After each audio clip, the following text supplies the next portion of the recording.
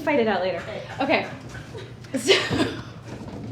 So you never know where you might meet your high school friends again one day later. And even when you move 3,000 actual miles away, you may run into them somewhere.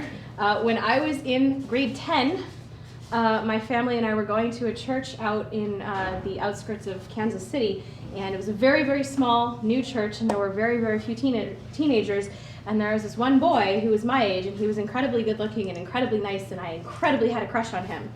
And everybody told me vice versa, but you know how you are when you're that age, you never believe them.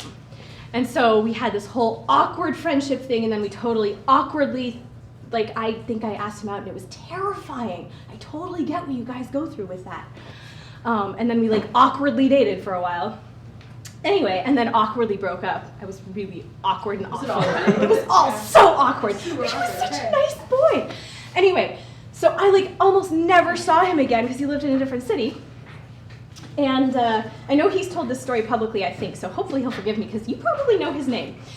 So then years later, I saw a tweet about this thing happening at Card Kingdom, and his name was in it, and I'm like, no way, that couldn't be the same so-and-so, and I look him up, and sure enough. So it turns out that this guy that I dated in grade 10, went to church with, who's an incredibly awesome, really sweet guy, went on to design these really cool games, Sentinels of the Multiverse, and these other things, and I went on to be really nerdy and doing Desert Bus. And look, it came together again. Sweet. So that was Christopher Bedell, who is the designer of these, him and his team. Isn't that awesome? That's crazy. I didn't know that. That's so I know. So like crazy. 10 years later, we saw each other at PAX, and we're like, oh my gosh, this is so cool.